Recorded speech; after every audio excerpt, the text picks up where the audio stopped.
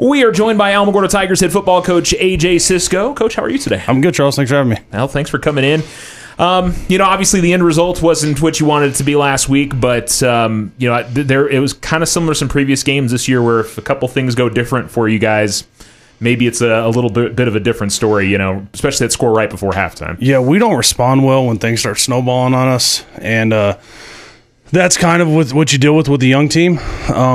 I thought our kids responded in the second half with the physicality aspect of it. I looked up in that first quarter, and there's 5 minutes left, and it's still 0-0, and I think that's what we're trying to do. We're going to shorten the game. We're going to line up. We're going to pound the rock, play good defense, and then when we don't sustain drives and we give up big plays on defense, we're in for a long night. Yeah, and that was part of it. You can look at that first drive. You guys pick up a first down. Looked like the wishbone was working pretty well for you guys. You never were able to kind of find that consistency throughout the game. You had that long play to Josh and a couple other things, but just the offense couldn't quite get going. No, we couldn't sustain drives. And when we got that first drive going, stalled out, but we did what we wanted. We ran 4 or 5 minutes off the clock. Then we give a big play pretty fast defensively, and they score. We get the ball back. Don't get a first down. Drop a punt. It's now 14-0, and that's within a minute and a half. And that's stuff that we can't have happen. If we're trying to take on the best teams in the state, we got to be able to control the ball and sustain drives and keep their offenses off the field. And you mentioned physicality. I think that's something we've seen that's grown in this program. That I thought defensively there was a lot of times throughout that game where you guys were not getting pushed around by a big Goddard team that does want to push you around. Yeah, and we're growing. We're still a very young football team, but our kids are going to grow mentally and physical, and that's our big thing is we got to be more physical. That was our challenge at halftime, was to be physical, and I thought we responded pretty well up front of getting off the football. We did some things to kill ourselves mentally and not taking care of the ball, but we responded that well. It's not what it used to be where we'd get just manhandled and tossed around. We had some pretty bad run fits defensively that put us in a hole. We're getting there, and the growth from that physicality from where we were to week 1 to now is huge. You may not see it on the scoreboard, but it's huge, and what it's going to transcend into building this program going forward. Because we're basically having to rebuild everything from where we were 4 years ago because of the whole shutdown for a year and a half. Yeah, and I would also, this may not be so much physicality.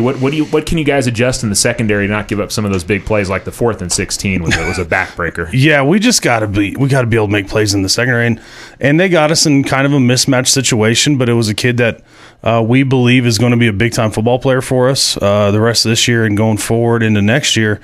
And that's his first time he's had to make a play in that situation. And he wasn't ready for it and didn't make it. And it's a play he's going to make in the future. It's just one of those things of young kids and being in that situation. That's a kid that was a sophomore last year and got to play 2 games as on the freshman level, and that was it. So he's never really been in that situation. And it's not the kid's fault. We got to do a better job with the safety over the top to come help Rob and protect him. But yeah, we put ourselves in bad situations and don't make plays. And that's the difference between good teams and average teams and experienced teams and inexperienced teams. Well, you guys go against a Roswell team which, started off the year struggling. They had to, similar to you guys in a lot of ways, had to put some new guys out there in the field and didn't maybe have quite the same skill set that they had in previous seasons.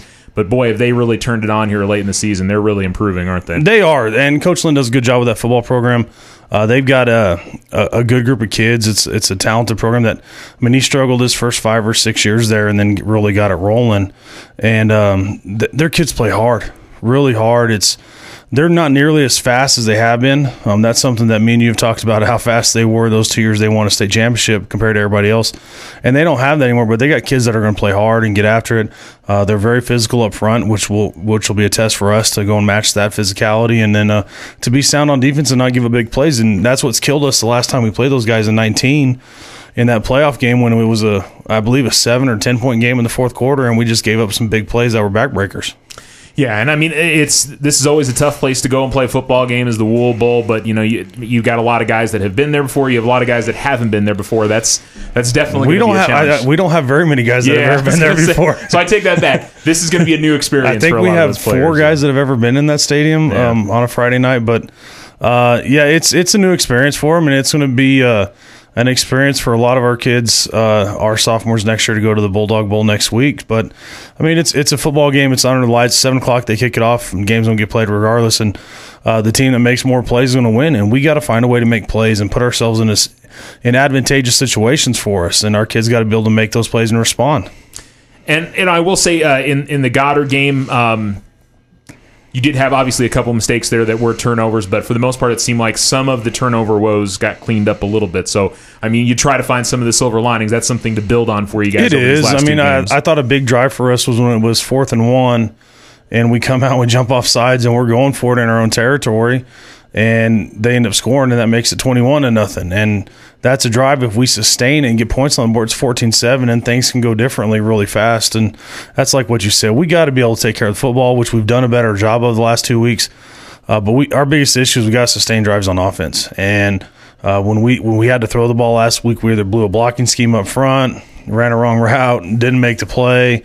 If we ran the ball, we blew a blocking scheme up front, mishandled a backfield action. Something happened that just killed us in the drive when we had something positive going. So we got to clean that up, and we'll do that on short notice for tomorrow night.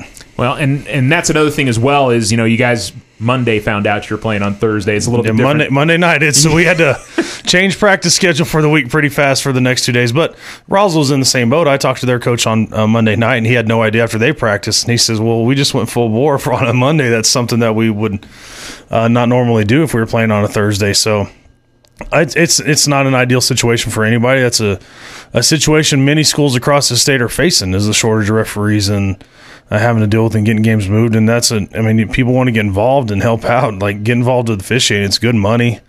I'll tell you this, in football, the coaches aren't the issue. I've talked to officials and they enjoy it. They just want to get people out there and get involved, and it'll help out the situation. But we got to show up on Thursday, short notice. Roswell's on short notice too, and we got to play well and make plays. And obviously, I mean, what's at stake is the same thing kind of was at stake in 2019 for you guys. Is if you can win one of these final 2 games, you'll lock in a playoff spot. That's obviously got to provide some extra motivation for you. It does, and that's what we tell our kids. Is that's the beauty of playing in the toughest district in the state. Is every week actually matters, and there's no bye weeks. There's no off week through it. There's teams in the state that their season's already done and they're turning it in, and we'll continue to play after that. I mean, we know every week matters in this district, and that's the cool part of it. It is a grind, it is a challenge, but it's a challenge that we got to get to, and we got to rise to and accept it, and we'll play well. All right, we'll look forward to it, Coach. I do got one more thing, man. Okay. I got to shout out the band.